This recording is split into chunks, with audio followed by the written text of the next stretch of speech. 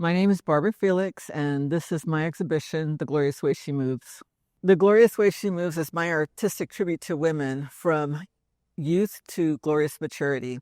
I paint women across generations and bring them all together in a unified space to celebrate our uniqueness as women, and also create a sense of solidarity and community amongst the women that I'm painting. When I select women to be one of my muses, as I like to call them, I invite them to select a song that they want to dance to choose whatever they want to wear. And then they come and they dance to the song one time. And that's what I use to capture them. The reason I ask them to dance is exactly my own experience with dancing, in particular when I was shy about doing it. And then I realized once I got into it, if I really liked the song, I could connect to that. I could forget about everybody else. Plus, now I had started taking some dance class where I would be immersed with other women.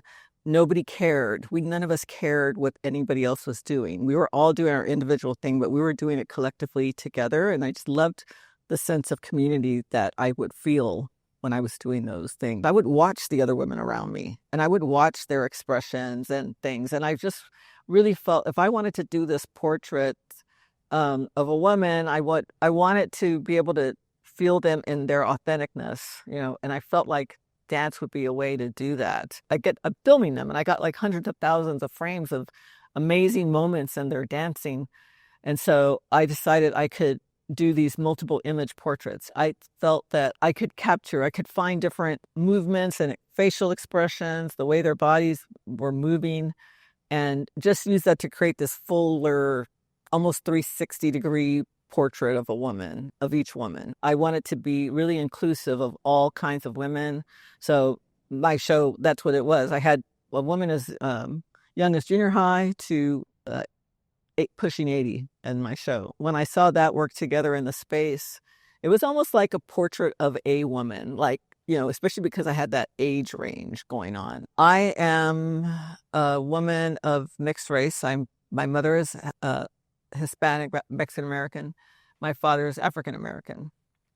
Actually, I was raised in Mexican American culture, and I found out when I was 31 that I'm actually half Black. And so I've been in this journey to try to connect to the culture that I wasn't raised in. That is very important to me. And then I just have this love of embracing everything in me. And I kept thinking also about my circle of friends. My circle of friends is diverse. I have friends of every ethnicity, various ages, younger than me, older than me. And so I thought that the show could be almost a reflection of me. The show is really inspired by my mother and her friendships with women. She was always helping other women. Even when we grew up kind of poor, she always had time to help any friend of hers in need. And she had, very close bonds with other women. That's actually inspired my own friendships with women and the importance of having other women in my life, having good relationships with other women. And so, that's kind of how the seed of this work is her. It's really important to document us, for people to be documented a little bit, like anybody to be documented, because we all come with different experiences, different successes, things that can be inspiring to other people. So I thought, I like playing with audio. Why don't I interview these women?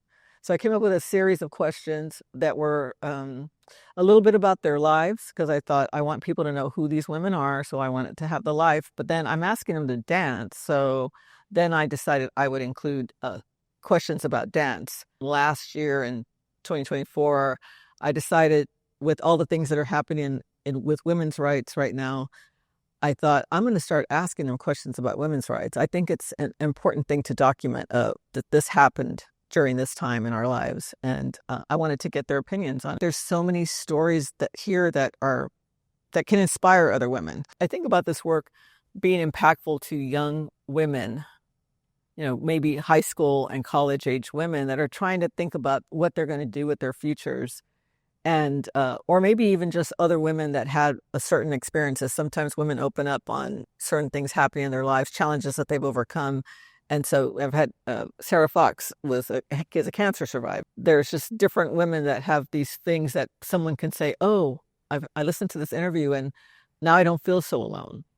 I can relate to this. I had been working with Yupo for watercolor monotypes, that's self-portraits, dancer ones that I did. That's what I was doing. But I was drawing on the Yupo and then I would transfer them to paper. And then I decided that I wanted to let me just work directly on the Yupo for these images. Plus I could find it in the huge rolls at big size. I thought, I can keep working on this surface I'm kind of getting used to and do it larger. And I love gesture drawing. That's always been a passion of mine. Actually, I'm a late bloomer as an artist. I didn't get started until college when I accidentally found out by taking a figure drawing class that I could draw. I didn't really know that I had the ability to draw the way I do. So I try to incorporate both painting and drawing. I'm very interested in layering, and I try to create complex layering by with the Yupo, it's very forgiving surface in a way. You can wipe things completely out. You can add things in, and I also like the way water reacts to the surface because it can't penetrate. So it's actually like this. I have to have this relationship with the materials on that surface because it only let me do so much, and then sometimes it doesn't. There's certain things that I can do where it will totally resist the paint. So I have to be careful with that. It's a little balance, but I just really love the idea that I could take stuff out and then, use that negative as part of the line, that negative space that I created as part of the line to continue the drawing. And then you don't know what's in front and what's behind. I really love that kind of interplay. Eventually, I thought, what if the images could actually move? What if the surface was something that could actually move? And I used to sew. I'm not sewing in these pieces because I'm really, I love painting so much, but I used to sew. I'm familiar with fabric, voile, batiste, cotton fabrics, and organza. Right now, they're the three that I use the most. And I just kind of combine them in different ways. Usually the last layer will be something a little bit more opaque, and then the one or two layers that go above will be more translucent. And so then I thought, okay, so to paint them, I really decided I wanted to liberate them from the frame so that they could actually react to the environment. If there's a little bit of air, they'll move a little bit. If people walk by them, hopefully they'll move a little bit. Right now, I feel like women, we really need each other and we really need to be more unified. And I feel like there's forces out there that are trying to divide us by race, by ethnicity, by culture. And those things, when we let that happen, we only weaken our ability to advocate for each other and ourselves too. I want to break those walls down. I feel like putting all these women in one space. I made this work because I wanted to celebrate women, because I wanted to celebrate women in a collective space. And I wanted to bring them together, and I wanted to create this sense of unity for the audience. And I wanted the audience to connect to that unity themselves and then connect to each other. Each painting reflects not only the support and strength women create together, but also the significance of representation, resilience, and joy as an act of resistance.